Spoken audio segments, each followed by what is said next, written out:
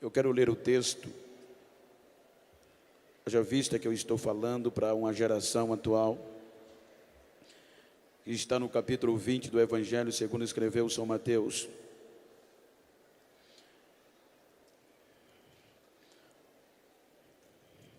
Palavras expressas dos lábios de Jesus, quando Mateus registra este acontecimento. O texto está escrito: porque o reino dos céus é semelhante a um homem pai de família, que saiu de madrugada a assalariar trabalhadores para a sua vinha, e ajustando com os trabalhadores a 1 denário por dia, mandou-os para a sua vinha. E saindo perto da hora terceira, viu outros que estavam ociosos na praça, e disse-lhes: ide vós também para a vinha, e dai-vos-eis o que for justo. E eles foram. Saindo outra vez perto da hora sexta e nona, fez o mesmo. E saindo perto da hora 1ª, encontrou outros que estavam ociosos, e perguntou-lhes: por que estáis ociosos todo dia? Disseram-lhe eles: porque ninguém nos assalariou. Diz ele: ide vós também para a minha vinha, e dai-vos-eis o que for justo. Amém. Aqueles que puderem, tornem os vossos assentos, se assim for possível.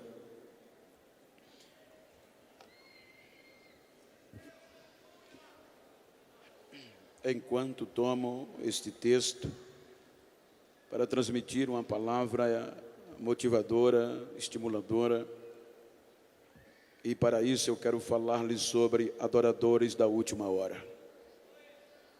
Os desafios que nos afrontam e nos confrontam nestes últimos tempos. Quando nós observamos o texto e o seu contexto, a Bíblia nos mostra que depois de uma recusa, de uma proposta recusada por um jovem denominado de jovem rico, então houve questionamentos dos discípulos para com Jesus. Então Jesus conforta os discípulos acerca desta chamada. Então é quando Jesus registra Mateus, ele expressa alguns pormenores. Pormenores estes que os seus ouvintes sabiam do que eles estavam falando. Se nós observarmos, a economia, na sua maior parte da época, girava-se em torno da pecuária e da agricultura. Então, o que Jesus está mencionando, ele está tomando os 5 períodos de um dia, em um contexto de um calendário normal, para explicitar os desafios e a história que nos trouxe aqui. Se nós observarmos, vejam que ele menciona 5 horários, e nós sabemos que no contexto da época, o dia judaico era contado de 6 da manhã às 6 da tarde. Portanto, Jesus apresenta a princípio o horário da madrugada. Ele mostra aos seus discípulos que aqueles que deixaram pai, mãe, filho, mulher, esposo por amor a ele, nunca seriam decepcionados acerca das recompensas, porque um dos apóstolos perguntou ao Senhor: nós que deixamos tudo para te seguirmos, o que ganharemos? Então ele disse: nesta vida 100 vezes tanto, e ainda extra a vida eterna. Então ele entra no contexto da história da igreja, na história da queda do homem e de adoradores que, quando achavam-se que não tinha mais jeito, eles permaneceram adorando através das gerações e através das dificuldades. Se nós observarmos o primeiro horário, se nós observarmos os primeiros desafios, nós vamos deparar-se com o horário da madrugada. Vejam, aqui eu estou e com certeza aqui também é movido grande parte da economia por questão rurícola, aonde a cana-de-açúcar dá-se para notar, além das indústrias, ela também tem um peso na economia. haja vista que a empregabilidade é bem maior. Quando nós observamos o contexto da madrugada, eu faço questão de mencionar, ele exige mais coragem, é mais desafiador, porque é abrir caminhos. Eu, a partir dos 12 anos de idade, eu comecei a cortar cana, porém, o meu pai saía de 4 horas da manhã, ainda escuro, para abrir, chamava-se eito, porque eu não ia na madrugada, porque o risco era maior. Então, a minha mãe preparava o café para que eu levasse, e eu saía de 6 da manhã. Se nós observarmos o horário da madrugada, é o horário que existe mais dificuldade, é mais desbravador. Então é o que Cristo começa a mostrar, segundo um contexto teológico, acerca da história da igreja, e mencionando o peso de adoração e de comprometimento que está sobre esta geração. Se nós observarmos, desde a queda do homem, foi frustrante. A Bíblia diz que quando o homem pecou, a perspectiva era desfavorável, pois o homem, ele não tinha capacidade de retornar-se a Deus. Quando nós observamos, ao passar do tempo, o homem expulso da presença de Deus, destituído da presença de Deus, sem perspectiva de adoração. O entanto, é que quando o escritor aos Hebreus, ele faz menção do Velho Testamento, capítulo 11, ele estimula a sua geração, tomando exemplo do Antigo Testamento. Se nós observarmos o livro dos Hebreus, a partir do capítulo 11, ele está mencionando de homens e mulheres que por meio da fé adoraram a este Deus. Veja que no meio do caos, que tinha tudo para não adorar, ele menciona e faz uma relação. Ele diz que por meio desta fé, Abel ofereceu o melhor sacrifício do que Caim. Ele continua dizendo que por esta mesma fé, desde o horário remoto, alguém sempre estava adorando a Deus e andando com Deus. Ele diz que por esta mesma fé, Enoque também andou com Deus e foi transladado, porque Deus os transladou. Quando ele faz menção do Antigo Testamento, ele diz que Abraão, ele ouvindo, recebendo a proposta e a promessa e a chamada, mesmo sem saber para onde ia, ele acreditou e foi por meio da fé. Então ele diz que a própria Sara também acreditou na esperança de que Deus iria lhe dar um filho. Porém, ele diz que todos estes morreram sem ver a promessa, mas não desistiram, porque tinha esperança desta promessa maior, vivendo na terra, sabendo que era peregrino e tinha uma terra celestial a esperar. Quando ele continua o texto, ele diz que por esta mesma fé, Isaac abençoou os seus 2 filhos, Jacó e Esaú, acerca das coisas futuras. Quando ele faz menção, ele diz que Jacó, já sendo velho, já encostado no seu bordão, ele abençoou os 2 filhos de José acerca das coisas futuras. Ele, pai de Jacó, ele chega em Moisés e ele mostra que Moisés já era grande. O texto diz, Moisés já grande, com livre-arbítrio, com potente decisão, ele recusou, ele não quis ser chamado filho da filha de Faraó, a maior autoridade politicamente e economicamente da época, mas não quis. Ele antes preferiu ser maltratado com o povo de Deus do que gozar de um pouco do pecado. Ele recusou, ele preferiu o vitupério de Cristo do que os tesouros do Egito. Ele escritou os Hebreus, continua dizendo que por esta mesma fé, homens desbravaram o horário da madrugada em um contexto de decisão e de escolha. A escolha era de livre-arbítrio. Ele continua dizendo que depois de Moisés, ele diz que agora Raabe, a prostituta, não pereceu com o Jericó, mas porque escondeu os espias, Deus a conservou por meio da fé. Ele diz que falta-me tempo para falar de Baraque, de Gideão, de Jefté, de Sansão, de Samuel e de Davi. Ele diz que homens que desbravaram o horário da madrugada, sem ter uma perspectiva favorável no contexto normal, mas a esperança da fé fazia eles adorarem a Deus. Veja que o contexto é tão tremendo, que ele continua dizendo que estes homens, eles não tinham a facilidade que tem a nossa geração. Eram homens que ele diz que na sua simplicidade, por meio da fé, adoravam a Deus independente das circunstâncias. Ele diz que estes homens, sendo simples, mas eles não abriam mão na batalha, eles enfrentavam e na batalha se esforçavam, da fraqueza tiravam força, homens que fechavam boca de leões e apagavam a força do fogo. Ele diz que por esta adoração, estes homens escapavam do fio da espada e ainda glorificavam a Deus. Ele diz que por esta mesma adoração, estes homens não tinham apartamento na época dele, nem moravam em condomínio,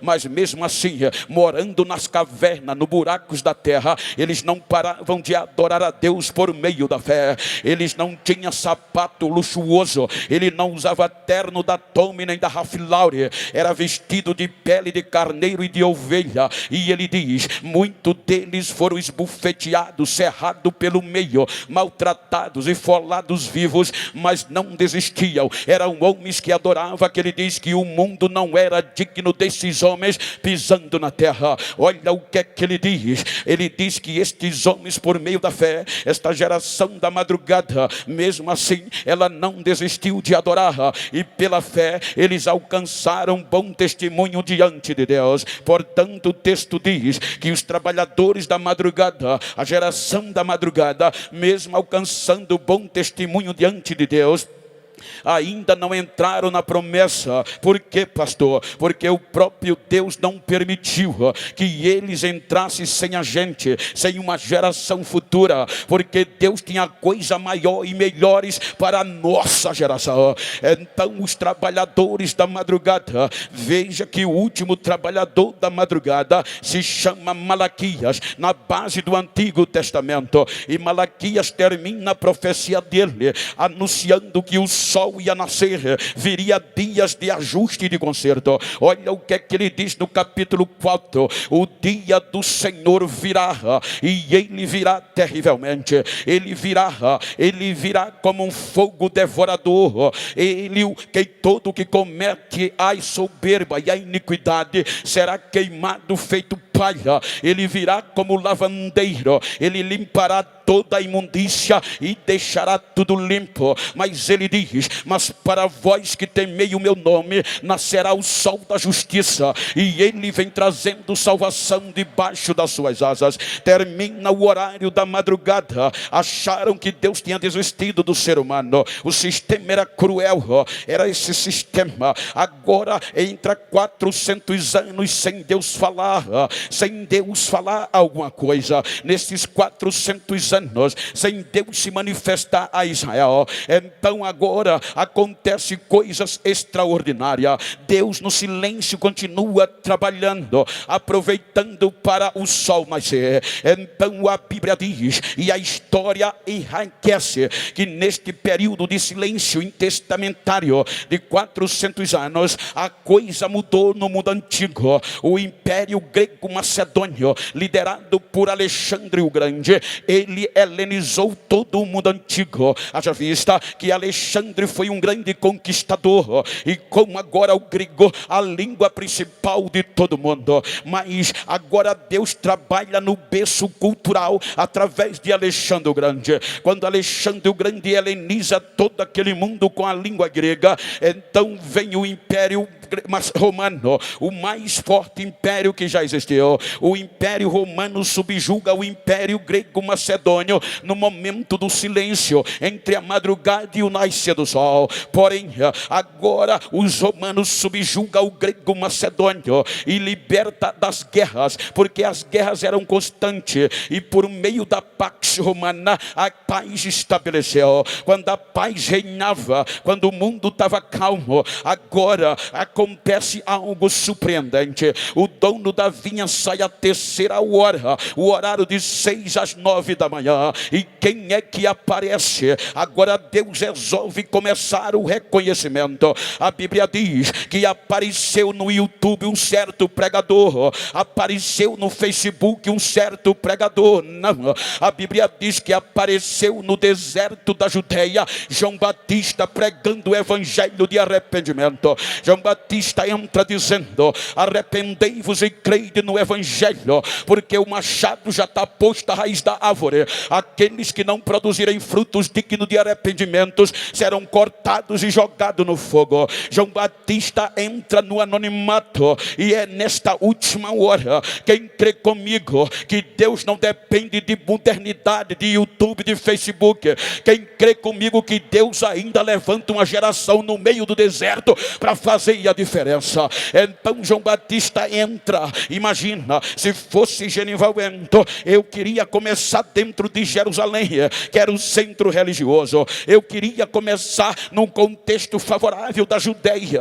Agora João Batista começa no deserto. Amados, a unção é quem faz a diferença. Ora, João Batista pregava no deserto, descalço, o sandália era de couro, não tinha sapato brilhoso, o terno era raquinho, era feito de pele de animal, um cinto de ouro. Ele pregava com tanta autoridade que agora ele impacta o palácio, o sistema. Então, dentro deste contexto, as pessoas eram quem saía de Jerusalém por causa de um adorador que estava pregando no deserto. A adoração a Deus faz isso, ela faz a comunidade sair da cidade para ir para o deserto. E quando as pessoas chegavam no deserto, já chegavam clamando. Aí ele gritava: raça de víbora, quem vos ensinou a fugir da ira vindoura? E as pessoas acreditavam e eram batizadas por ele no Rio Jordão.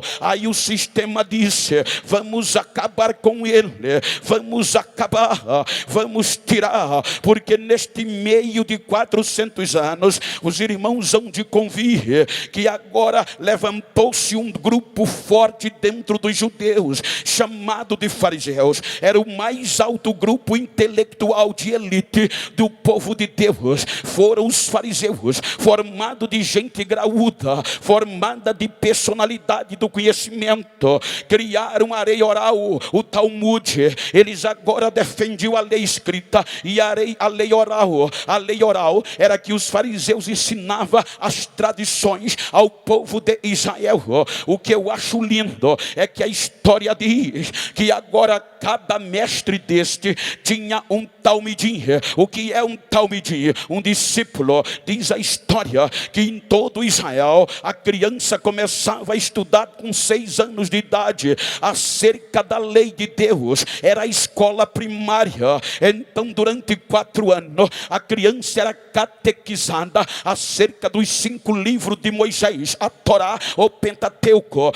Quando completava 10 anos, a criança já tinha decorada os 5 livros da lei.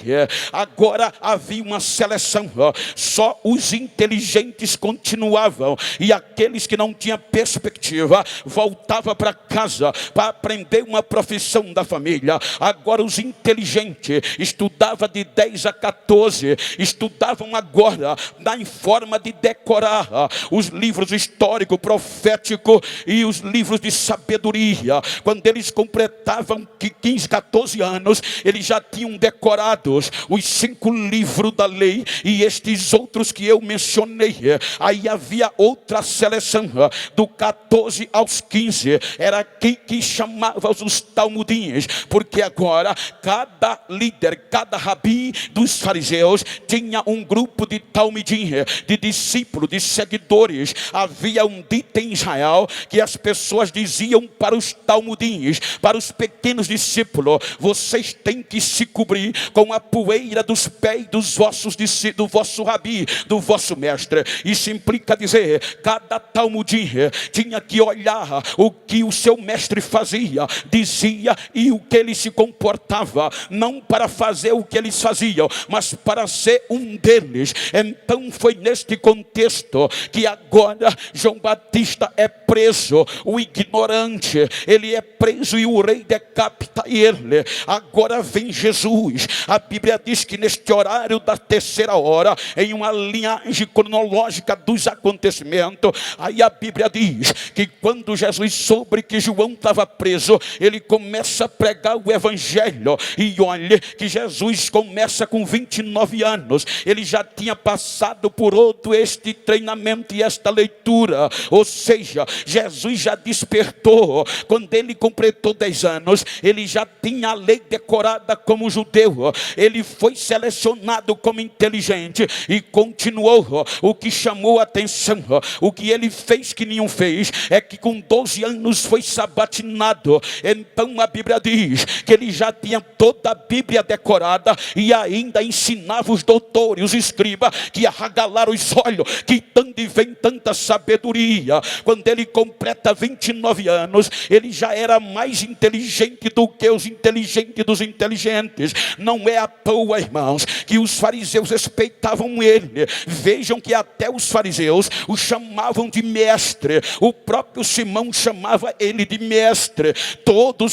Não era fácil chegar em Jerusalém e fazer o que ele fez, a não ser que não fosse respeitado. Ele saía lá na beira do mar e começou a juntar os seus talmidins, os seus discípulos, para aprender aos pés dele. Era honra para qualquer homem e qualquer jovem ser escolhido pelo mestre dentro de Israel. Por isso que eles deixavam emprego, deixavam a rede, largava tudo para aprender. Era honra acima de todas as honras. Mas Jesus entra combatendo, porque os talmudins dos fariseus e os próprios fariseus ensinavam, mas não cumpria. Eles colocavam carga nos talmudins que ninguém podia suportar. Os fariseus, os mestres judeus, eles estavam preocupados com o exterior e não para o exterior. Então Jesus bate de frente quando disse: vocês estão errados, vocês parecem uma sepultura, por fora é bonitinho, mas por dentro estão apodrecidos. Vocês estão botando carga no povo que não pode cumprir. Ele olha para os seus e diz: então vinde a mim, todos vós que estão cansados e oprimidos, e eu vos aliviarei. Aprendei de mim que o meu fardo é manso, é leve. Então Jesus vai chamando os seus discípulos e dizendo que os fardos dos mestres fariseus eram pesados demais, mas ele vem arrebentando. Ele agora começa com os seus discípulos dentro do horário da terceira hora. Vejam o que é que ele faz. Ele impacta o sistema. O sistema era corrompido, o sistema era interesseiro, o sistema tinha conflito de interesses. Aí Jesus chega pregando e cumprindo o que ninguém tinha cumprido. O sistema dizia: tem que ir visitar o leprosário, mas eles não iam. Tem que ajudar o enfermo, mas eles viravam as costas. Veja a parábola do bom samaritano. Eram os sacerdotes, eram os mestres que passavam de longe. Só que Jesus agora, como mestre, ensinava os seus talmidins, os seus discípulos, de forma diferente. Ele chegava para ensinar. Ele não só pregava no santuário, ele chegava na beira do tanque, aonde só tinha doente, e começava a pregar, começava a falar. E quando ia terminando, olhava para o enfermo e dizia: queres ser curado hoje? O caba dizia: quero. Levanta, vai para casa, pega a tua cama, se manda daqui, seja curado. Quando ele ia para o leprosário, os leprosos passavam perto dele. Enquanto os rabínicos judaicos fugiam, Jesus parava para atender. Os leprosos chegavam dizendo: mestre, se tu queres, pode me limpar. Ele virava e dizia: eu quero, seja limpo agora. E a lepra desaparecia. Ele impactava o sistema de uma hora para outra, e isso incomodou. Aí o sistema disse: esse homem é forte, esse cara é inteligente, está nos perturbando, vamos matá-lo para que ninguém queira segui-lo, para que não haja outros feito ele. Então vamos matá-lo de uma morte terrível, para colocar temor na nova geração. Então a Bíblia diz que Jesus se entrega por amor a nós. Jesus vai à cruz. Agora imagina o processo. O que era que os rabinos e os sacerdotes decidiram? Nós temos que condenar ele, o pior tipo de morte. Para quê? Para que não haja ninguém depois dele, para que todos desistam. Então Jesus vai ser julgado à noite, quando ele já era errado, já era contra a lei julgá-lo à noite. E se ele tinha direito à defesa, mas nem isso deram a ele. Até meia-noite não encontraram condição de condená-lo à morte de cruz. Então veio as alegações. Perguntaram a ele: você é filho de Deus? Ele disse: eu sou. Aí o sacerdote disse: blasfemou, esse é culpado. Aí na madrugada ele vai ser julgado na casa de Caifás, o sacerdote em exercício. Quando ele está sendo julgado, aí o sacerdote comete uma corrupção, se torna um corruptor. O que é que ele faz? A Bíblia diz que ele procura pessoas, oferece muito dinheiro para acusar Jesus de pecado. Mas a Bíblia diz que passaram a madrugada todinha e não encontraram ninguém que testificasse contra o Rabi da Galileia, contra o Jesus da igreja. Então raia o dia, volta para o Sinédrio. E o Sinédrio era composto de rabino, era escriba, era sacerdotes e sumo sacerdote. Não tem outra acusação. Ratifica, sanciona, é blasfêmia. E levaram para Pilatos, esperando que Pilatos o condenasse. O pior tipo de morte que um ser humano podia sentir, com dois motivos: para humilhar e para que os outros não fossem como ele. Então levam para Pilatos. Pilatos olha a acusação e diz: isso é com vocês, Roma não tem nada a ver com isso. A blasfêmia é um assunto da fé de vocês, então ele não tem culpa. Aí foi quando colocaram a acusação de sedição, que já atendia o imperador. Eles disseram: ele está criando confusão, está ensinando o povo a blasfemar e também incitando o povo contra o imperador. Aí vem para o julgamento, mesmo com todas as acusações. Pilato diz: eu não vejo nele crime algum, mas a turma pedia, ele tem que ser crucificado. Qual era o mais principal objetivo? Para os discípulos desanimar e não querer ser igual a ele. Então condenam Jesus. É aqui que dói o meu coração, é aqui que as lágrimas caem. Não tem como cair. Diz a história, a Bíblia fala em Deuteronômio, se Jesus foi condenado na ótica judaica, pela lei judaica, o Deuteronômio diz o seguinte: se ele fosse condenado, ou qualquer um em contenda, teria que ser levado e colocado aos pés do juiz. E quando chegasse ao pé do juiz, então era para dar 40 chicotadas até o sangue correr. Mas eles, com medo de passar, porque a lei dizia: não pode passar de 40 para não enfraquecer o teu irmão, eles tiravam uma e dava 39. Se Jesus foi condenado à cruz pela ótica judaica, ele levou 39 chicotadas. E a história diz que cada chicote romano tinha 12 pernas, em cada perna ossos de carneiro secos e pontiagudos. Isso implica dizer que se foram 39, você multiplica 39 vezes 12, dá mais de 400 feridas no corpo de Jesus. Só em cada chicotada era 12. E se foi condenado pela lei romana, a lei dizia: se for condenado à cruz, é 5 quarentenas, ou seja, 40 vezes 5, 200 chicotadas menos uma, dava 195. Ou seja, 195 chicotadas dilacerou o corpo de Jesus. É aqui que Isaías diz: ele foi moído, arrebentaram com ele, olhando nós para ele, nenhuma beleza víamos para que o desejássemos, mas foi pelas suas feridas que a nova geração foi sarada. Foi pelas suas feridas que a gente está aqui. Quem pode levantar a mão e dizer: eu não vou parar de adorar?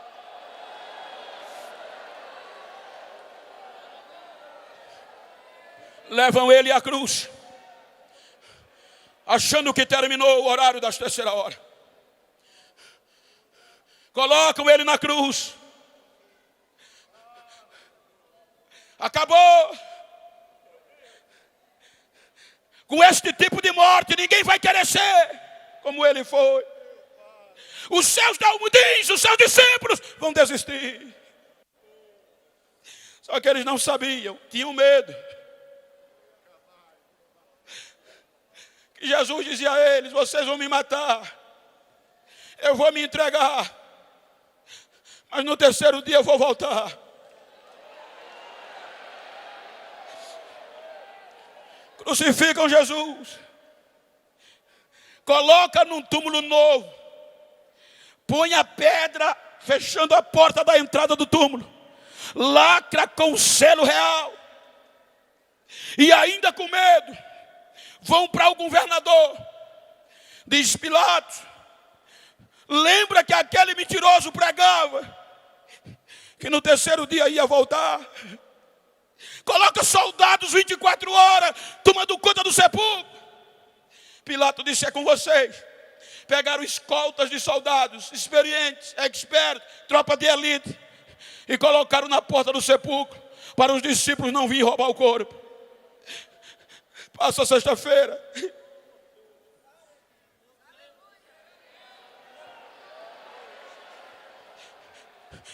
e os seus talmudins, os seus discípulos, desanimados, o sistema dizia: eles vão desistir. E eles diziam: pensávamos que era ele, que fosse redimir Israel. Chega o sábado, vou pescar.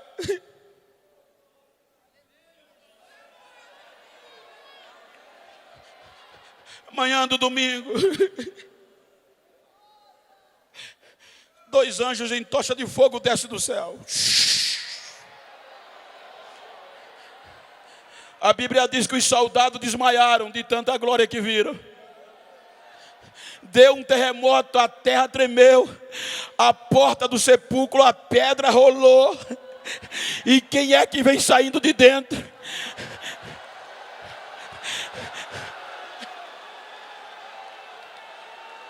O pregador voltou, o mestre voltou. Aí Maria já ia embalsamar. Quando Maria viu aquilo, gritou: Raboni, meu mestre, Raboni, sou eu mesmo. Ele está vivo, ele já voltou, ele ressuscitou, ele ressuscitou.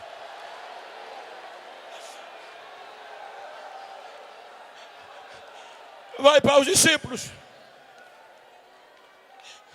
e diz: todo o poder foi me dado no céu e na terra. Vão, façam discípulos de todas as nações, e eu estarei convosco todos os dias, até a consumação dos séculos. Eu estou com vocês. Ele sobe aos céus. É por isso que me pergunta: por que tu chora tanto, Bento? Olha o que eu vou dizer. Por que é que eu choro? Jesus vai aos céus e deixa trancado, com medo da represária, os seus talmidins. Enquanto os rabinos, os fariseus, os seus discípulos, os seus rabinos, os seus talmudins, eram luz inteligente dos inteligentes. Agora Jesus, como um rabi, quem ele deixa? Ex-pescador, ex-prostituta, ex-leproso, só quem ninguém dava nada. A cidade estava cheia de 50 dias depois. Quem é que está lá dentro? Olhe com todo respeito. Estude, estude, estude. Mas olha o que é que o poder da adoração faz. A Bíblia diz, se você ler Atos capítulo 2, excelência, só em Jerusalém tinha cerca de 17 idiomas diferentes, de nações diferentes. E lá no cenáculo, a Bíblia chama de idouto, iletrado, não totalmente analfabeto. Por quê? Porque eles começavam a decorar a lei logo cedo, mas iletrados. Quando, de repente, eles tremendo lá dentro, aí desce lá de cima, a Bíblia diz que o dono da vinha saiu de novo procurar trabalhadores. Das 9 às 3 horas da tarde. Aí vem contratar. Aí a Bíblia diz que o Espírito Santo entra.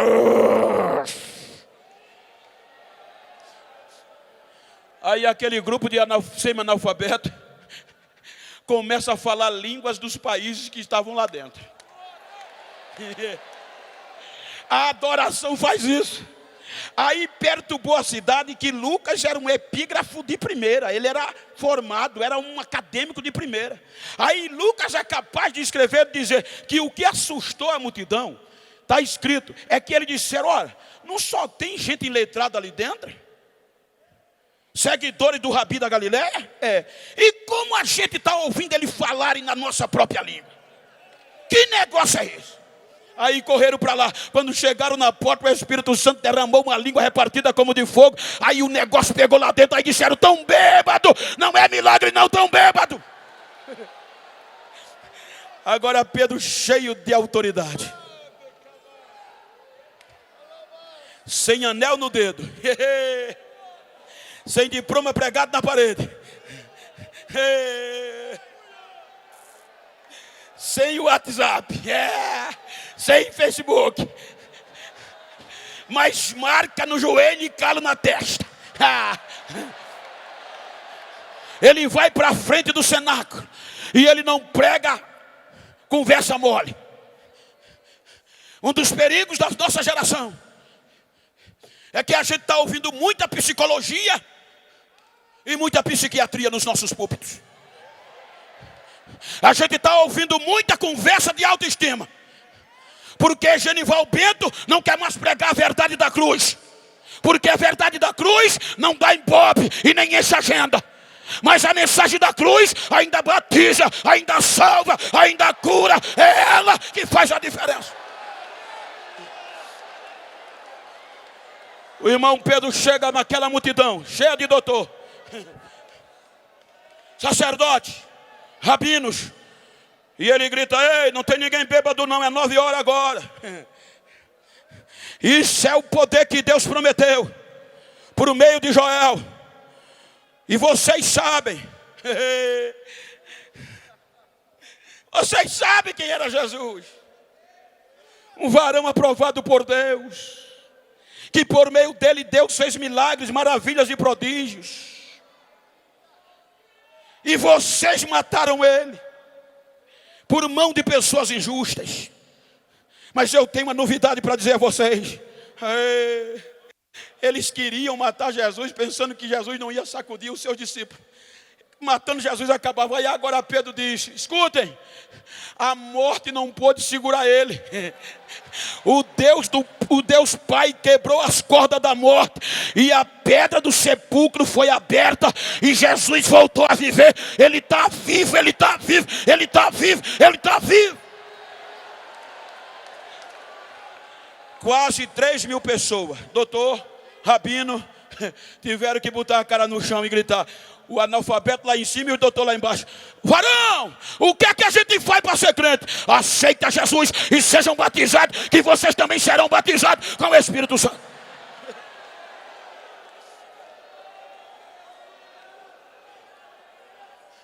A segunda pregação é linda. Não precisou palavras. Há um contexto que diz que nós determinamos ser por aquilo que a gente faz.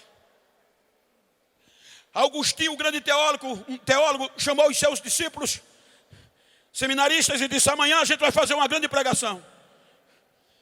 E eles se prepararam a noite toda. No outro dia foram prontos para pregar. Entraram na cidade e saíram em silêncio. Aí disseram: mestre, por que a gente não pregou? Hoje vocês fizeram a maior pregação que vocês podem fazer na vida, o testemunho de vocês. Hoje a gente está indo muito na onda de YouTube. Eu sou de uma geração que só se convidava quando eu conhecia ou procurava conhecer. Meu braço. Agora cheios de Deus. Já vem 2 iletrados, ainda fedendo peixe. A lei judaica era cruel. Quem nascesse com defeito físico não tinha chance. A Bíblia diz que tinha um homem que mais de 40 anos, ou aproximadamente isso, todos os dias traziam ele para pedir esmola na porta do templo, onde tinha muito fluxo de pessoas, para mendigar, viver da mendicância. Excelências, estavam ele sentado todos os dias, e Jesus viu ele lá, mas não fez nada. Deixou para mostrar aos seus discípulos o que eles eram capazes de fazer. Aí lá vem Pedro e João. Aquele mendigo, aquele coxo, todo dia via o povo passar, olhava lá para dentro, só ouvia o barulho de adoração, mas não podia adorar, que a lei não deixava. Aí lá vem o irmão Pedro e o irmão João. Quando ele chega perto, o coxo fala normal, prática: dai-me uma esmola. Pedro dá uma paradinha e diz: o que eu tenho, não tenho prata nem ouro, estamos liso. Essa prata e ouro era moeda, não tomo, não, nem cachê teve. Mas o que eu tenho eu te dou em nome de Jesus o Nazareno. Levanta e anda. O homem se assustou: em nome de Jesus, levanta e anda. Aí o coxo deu um pulo, esqueceu a bacia, esqueceu as moedas, olhou para o santuário e começou a adorar. A Bíblia diz que ele fez carreira, adorando, cantando e dizendo: agora eu vou entrar, agora eu entro, agora eu entro, agora eu entro. E adorou ao Senhor.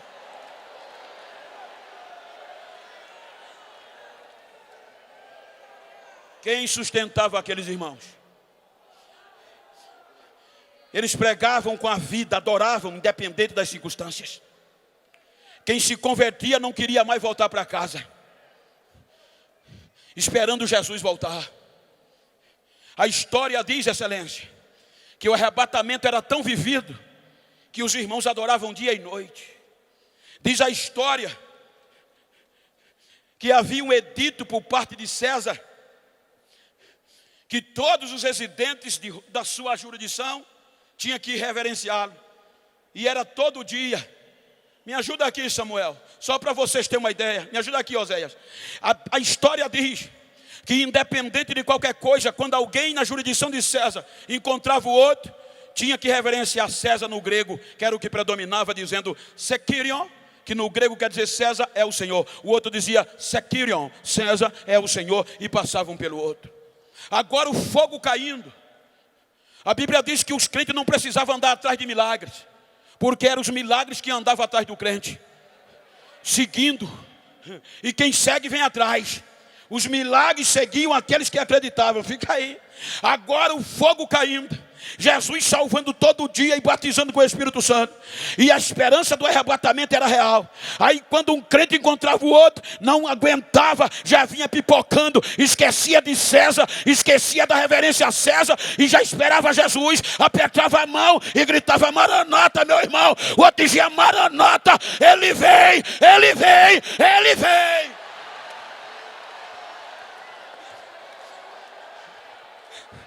Ninguém sustentava. Obrigado, Zé. Ninguém sustentava. Esses trabalhadores, adoradores do meio-dia, quando o sol é mais quente. Eu vou dizer o que vocês já ouviram. Eu estou pregando para uma nova geração. Esses irmãos adoravam tanto. Eles adoravam na terra, na água e no fogo. Eu fui pregar num congresso missionário na Suíça. E depois um pastor da Itália veio me pegar para pregar na cidade de Turim. E aquele culto foi tão maravilhoso que no outro dia ele disse: eu vou fazer você voltar para o Brasil mais crente do que o que chegou. E começou a andar comigo aonde essa igreja fez história. Eu chorava. Ele dizia: Geno, ninguém parava os irmãos. Era barulho de glória ensurdecedor. A adoração era primazia. O arrebatamento era o foco principal. Os irmãos eram presos para desistirem. Os irmãos eram torturados para desistirem. Mas não desistiam. Não desistiam. Ele disse: Bento, o imperador com tanto ódio, porque agora os cristãos já não adoravam mais o imperador. O rei dos judeus agora era Jesus. Aí ele disse: eu vou acabar com essa raça. Esse monte de adoradores vão sumir. E investiu o que pôde para acabar com a igreja. Tirar a adoração da igreja. Fez um tacho bem grande. Encheu de azeite inflamável. Reuniu adeptos para provar que Jesus morreu. A igreja ia desistir. Chegou no dia, lotou aquela arena. As pessoas ovacionavam o imperador pelo feito eminente. E ele mandou prender os irmãos. Os adoradores acorrentados um no outro, de dois em dois. Quando os adoradores adoravam com as correntes, o imperador deu ordem: jogue fogo no tacho. O fogo foi aceso e o azeite fervia. Ele olha para os soldados e diz: pegue de dois em dois e jogue dentro. Se eles não desistirem, jogue de dois em dois. Os soldados entravam. Quando os soldados entravam no corredor, espraguejando os adoradores de Cristo, ameaçando-os, chutando-os, vocês vão desistir. E os adoradores querendo se pocar a corrente um do outro. Aí eu perguntei, eles queriam correr? O pastor disse: não, Bento. Eles viam o fogo, viam o azeite fervendo e a espada, mas continuavam adorando. Eu olhava um para o outro, fazia força: solta, deixa, solta eu, que quem vai primeiro sou eu. Quebra essa corrente, que quem vai entrar primeiro sou eu. Eu quero ver o meu Jesus cara a cara, deixa que eu vou entrar. Eles não desistiam, jogavam de dois em dois. Quando eles caíam no fogo, o fogo fazia barulho. Os romanos cantavam adoração aos deuses de Roma. Aí não deu 10 a 15 minutos, silêncio total na praça. Uma agulha no chão, ouvi o barulho. Eu perguntei: o que é que houve, pastor? Ele disse: Bento, os crentes que eram jogados amarrados dentro do azeite inflamado começavam a pular de dentro do tacho adorando a Jesus, sem nenhuma queimadura e as correntes quebradas. Quando os romanos viam, fechavam a boca. E agora os crentes que estavam amarrados começavam a adorar, cantar e dizer: Jesus está vivo, meu mestre está vivo, o rabino da Galileia está vivo, ele ainda vive, ele ainda vive.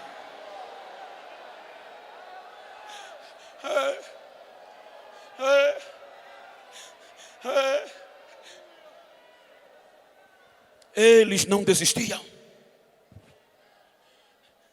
Adoradores do meio-dia.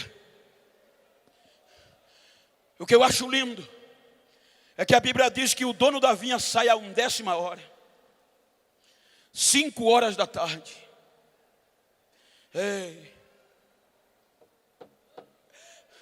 Pode olhar o que os 4 primeiros horários era comum. O dono da vinha sair com um contrato na mão. Pode olhar que ele ia com o contrato. O maior preço foi o que ele mesmo pagou por seu filho. Mas 5 horas da tarde, nenhum empreendedor contratava ninguém. Porque eles só iam para a praça para o resumo final. Porque contratar uma pessoa faltando 1 hora, o encargo era o mesmo de quem começou. Veja que esse grupo é o único que é questionado, o da última hora. Quando ele chega na praça, ele pergunta: por que vocês ainda estão aqui, desocupados, 5 horas da tarde? Sabe o que é que aquele grupo diz? Ninguém acreditou em nós. Nós não temos merecimentos para trabalhar na vinha de ninguém. Ei, olha a coragem do dono da vinha. Ele diz: vão vocês também para a minha vinha, e eu darei a vocês o que for justo.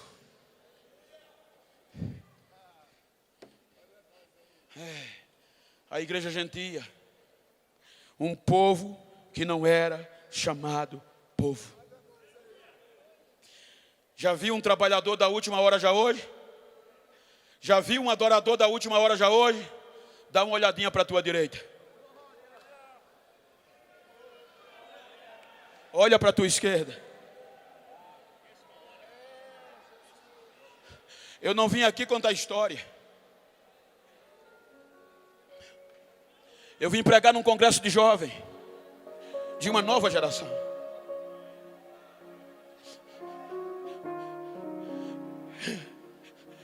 Eu não vim aqui preocupado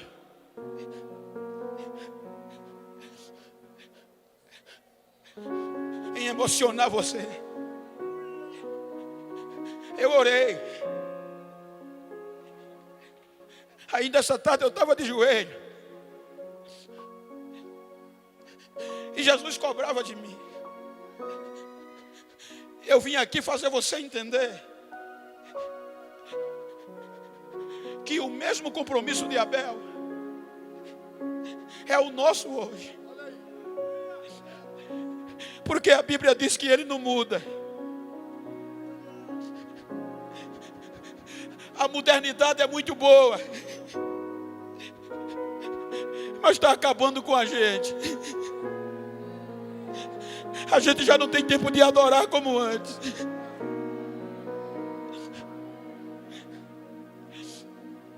Uma das maiores preocupações dos sociólogos e psicólogos é que a nova geração, baixa mais o teclado, é que a nova geração não está sabendo administrar as informações.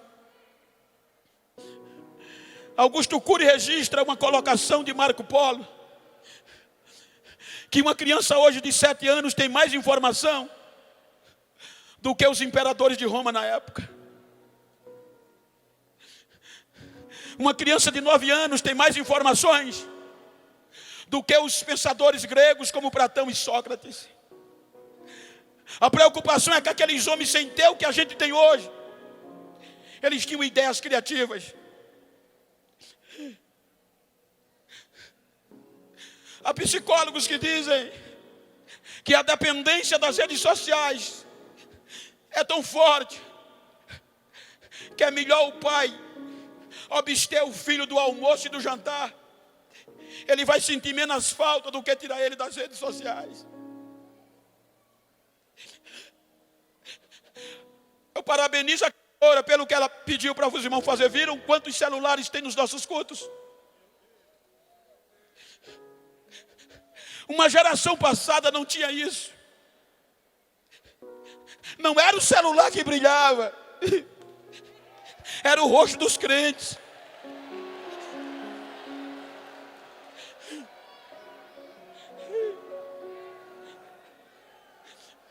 Quando eu lembro de alguns trabalhadores da última hora, eu choro, pastor. Homens que se dedicaram jovens, independente de tudo, começavam logo na adolescência, compromisso com Deus. Quando eu me lembro, Charlie Finney, um jovem que predispôs ser cheio do Espírito Santo. Ele vivia tão cheio que quando chegava nas fábricas, começava a pregar, as máquinas paravam, porque o povo deixava o trabalho e eram tomados pelo poder do Espírito Santo. Quando eu me lembro de Spurgeon, o jovem que pregava um sermão e passava 3 dias deitado, sem poder levantar, porque o joelho inchava, o calcanhar inchava por conta da gota úrica, e ele não parava. Assim que desinchava, voltava para o púlpito de novo. O que fazia esses jovens? não pararem.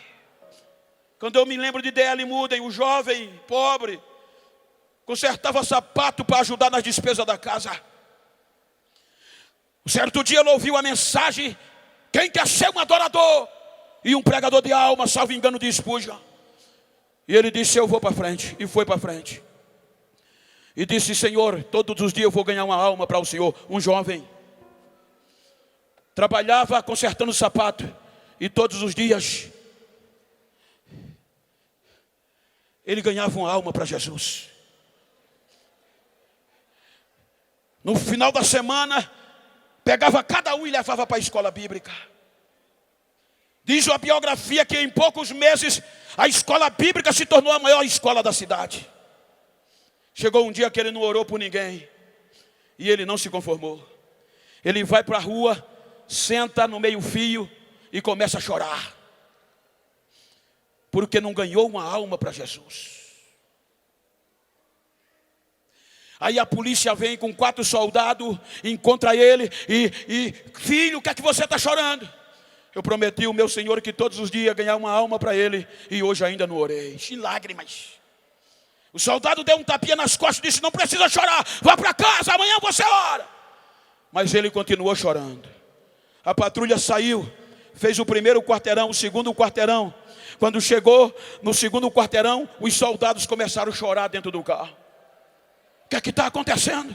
Foi depois que a gente encontrou aquele jovem. Aí os 4 começaram a chorar. Volta lá, volta lá. Quando voltaram, Moody ainda estava sentado chorando. Eles já desceram do carro gritando: para de chorar, para de chorar. A gente quer aceitar o teu Jesus como Salvador da nossa alma.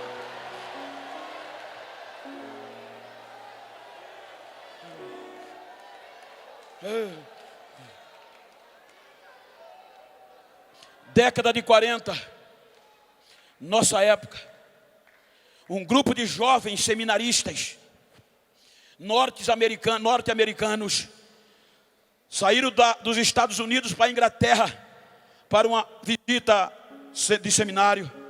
Chegaram na casa de John Wesley, o homem que sacudiu a Inglaterra pelo poder de Deus. O Cicerone começou a guiar aqueles estudantes jovens e entrou na casa de John Wesley. Aí o Cicerone dizia: aqui era a sala da casa, aqui era o quarto onde ele dormia, aqui era a escrivania onde ele fazia os seus sermões. Aí foram na cadeira que John Wesley orava. Quando chegaram lá, aí disseram: essa aqui era a cadeira que ele orava. Olha a marca de joelho dele no chão. Terminou, saíram. Cada um foi visitando coisa. No final do dia, o grupo se reuniu para pegar o ônibus para voltar para casa. Quando fez a contagem de reconhecimento, faltava um jovem. Falta um. Vamos procurar. Aí o Cicerone saiu procurando com um grupo de jovens por aquele jovem que ninguém achava. Aí lembraram da casa de John Wesley e entraram na casa de John Wesley. Foram na escrivania, tinha ninguém. Foram no quarto, não tinha ninguém. Quando chegaram na cadeirinha que John Wesley orava, tinha um jovem lá em lágrimas e em grito, chorando e adorando e dizendo: Deus, tu usou John Wesley para sacudir esta geração. Senhor, eu estou aqui disposto. Usa-me e faz de novo. Faz de novo, Deus. Enquanto ele orava, aí o mestre chegou no ombro dele e disse: Billy Graham, meu filho, levante. O nosso ônibus está indo embora. Quem é Billy Graham? Quem foi Billy Graham? Um dos maiores ganhadores de alma da nossa época. O homem que, segundo a história, recusou um convite para ser candidato do Partido Republicano dos Estados Unidos, ser candidato à presidência dos Estados Unidos. Não entenderam e perguntaram a ele: pastor Billy Graham, por que o senhor não quer? Ele disse: porque ser presidente dos Estados Unidos não está à altura de ser um adorador de Deus, não está à altura de pregar o evangelho de Deus. Você pode bater no peito no século 21 e dizer: Senhor, diga comigo, Senhor. Agora diga voluntário, bata no peito e diga a você mesmo: mas está fraco. Eu estou aqui. Faz de novo.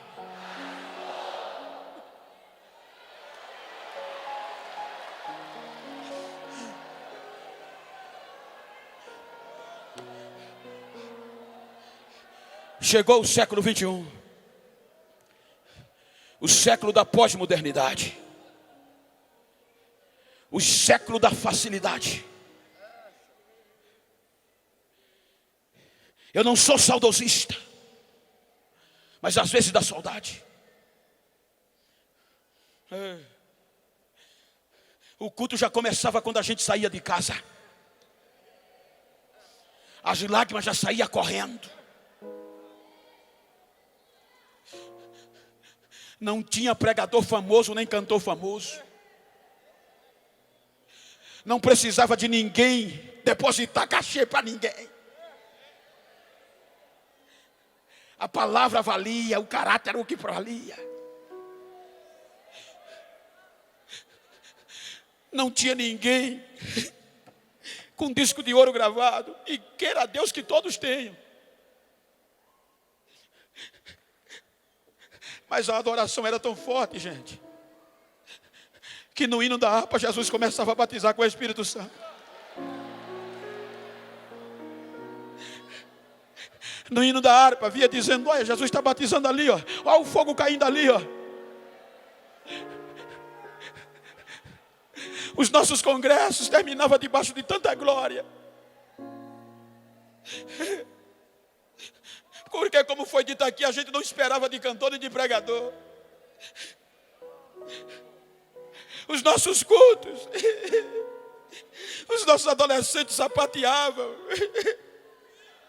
as nossas crianças embolavam nas nossas igrejas, os nossos jovens ninguém sustentava. Quantas noites terminava o culto e eles não podiam ficar de pé, o mistério, o fogo caindo. O pastor dizia: Bento, o que é que a gente faz? Pastor, sei não, apaga a luz da igreja para ver se eles param. Apagava a luz, aí era que o fogo pegava. O que é que a gente faz? Bota no carro de mão, leva nas costas. Era a gente andando com os carros de mão, cheio de crente falando em língua nas costas, e os não crentes correndo atrás. Eu quero ser crente, eu quero isso, eu quero isso, eu quero isso.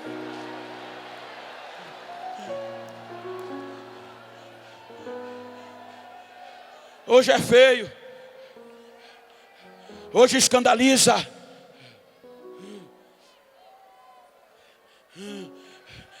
Há cerca de 2 meses atrás, estão querendo sugar, o sistema está querendo nos apagar. Há 2 meses atrás eu recebi uma ligação dos Estados Unidos da América. Era uma agência de muito rica de cantor e pregador. Pastor Genival, queremos contratar o senhor para cuidar da sua agenda. A América precisa conhecer o senhor, o mundo. O senhor vai ficar rico, mas a gente vai controlar a sua agenda. O senhor já veio à América? Eu disse: eu sempre estou aí pregando. Aí houve silêncio. Aí ele perguntou: o senhor já veio aqui? Eu digo: vou, todo mês. Quem é a sua agência? Eu digo: é maior do que a sua. Quem é o seu agenciador? Eu digo: o nome dele é Jesus de Nazaré. Conhece? Não se venda. Não se venda.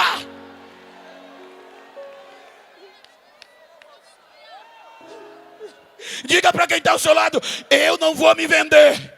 Diga: dê o que der, eu vou continuar pregando a mensagem genuína. Eu não vou me vender.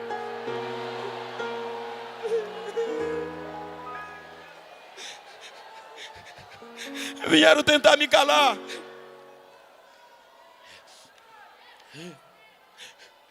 Um grupo de catedráticos disse: Bento, tu tem anel no dedo, mas tu não pode pregar mais como pregava. Mas o que é que houve, mestre? Tu chora demais, Bento. E as nossas igrejas já não é como antes. Os lenços já não existem mais. E a universidade, Bento, ora lá que todos fossem, mas esse é o testemunho. As nossas igrejas estão cheias de universitários e doutores, oxalá que todos fossem. Eles não entendem, Bento, e é anti-higiênico, tu está chorando e enxugando o rosto com lenço. Outra coisa, Bento, negativa. Para de falar línguas estranhas no microfone. Eles não entendem, Bento. Isso era no passado para uma geração de ignorantes. Hoje você tem que manter a ética. Devagarinho. Começa frio, termina gelado. É assim que funciona hoje. Só assim tu vai crescer. Ah, mestre, se eu for crescer assim não vai dar não. Você não vai mudar não, por quê? Eu sou assembleano. Eu nasci no meio do fogo. Eu vou subir no meio do fogo.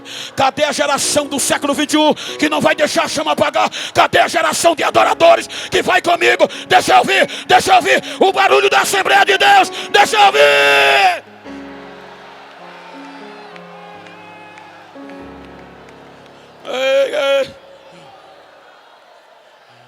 Legal.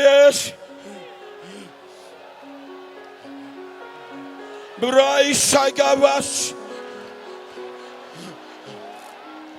Breaks about Shakrai Shakrarials. I bring people to Cyrus. I bring Sambaya Chow. Armiagos. Uriah Sambrego and a pro cell. Idiots. And they are shy of the Laya Sakatai. I'm pro play Kaita Vacilo. Eu estou te dando uma geração poderosa. Eu estou te dando uma geração que vai sacudir esta cidade de lado a lado. Hoje eu estou renovando vidas e chamando para mim. Para que saiba que eu estou contigo. Eu estou renovando esta geração. A minha glória está sendo derramada agora, diz o Senhor.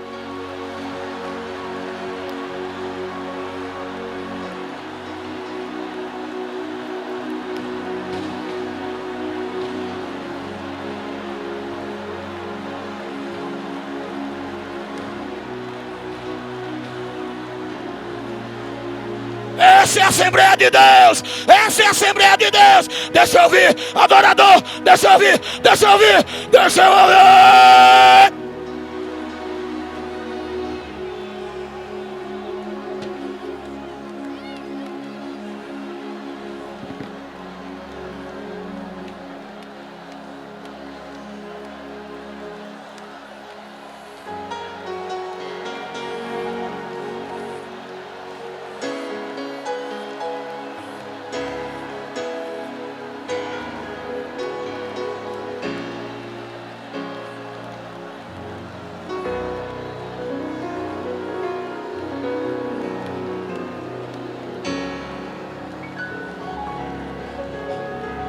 Fica de pé, por favor.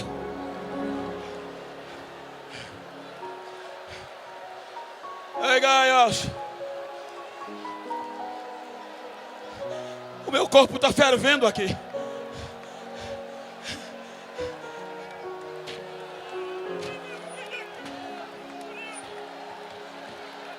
Quem tem línguas estranhas, fala em línguas estranhas. Quem não tem da glória, dá aleluia.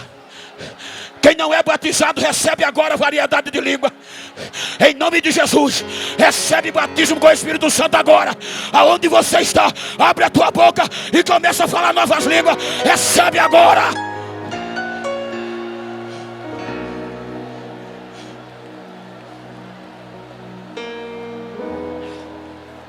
Arrebatamento daqui a pouco. Se você pode, vira para esse crente que está ao teu lado. Se for do mesmo sexo, como eu estou aqui com meu amigo pastor Cristóvão. Olha assim para ele, olha para mim não, olha para ele, olha para ela. E diga para ele, a hora está chegando. Mas diga para ele, a hora está chegando. Diga hoje, falta menos de uma hora. Então a qualquer momento, a trombeta vai tocar. E se ela toca hoje, eu quero subir com você, adorando, adorando.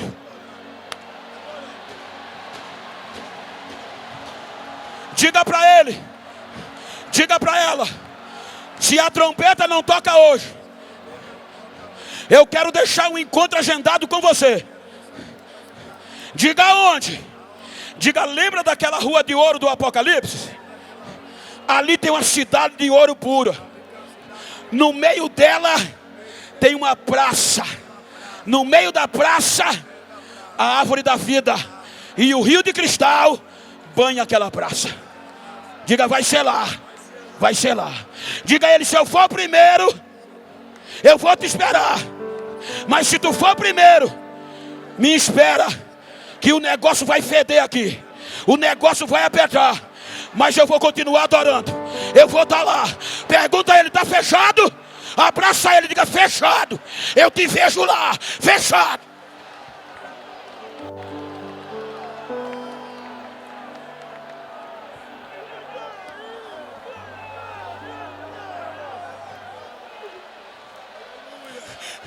Adoradores, adoradores, é uma questão de escolha. Adoradores, é uma questão de escolha. Deixa eu ouvir o barulho do adorador. Deixa eu ouvir o barulho dos adoradores. Deixa eu ouvir. Quem tem línguas estranhas fala. Quem não tem recebe agora. Agora, agora. Eu ministro a unção que está sobre mim para esta juventude, para a galeria. Agora.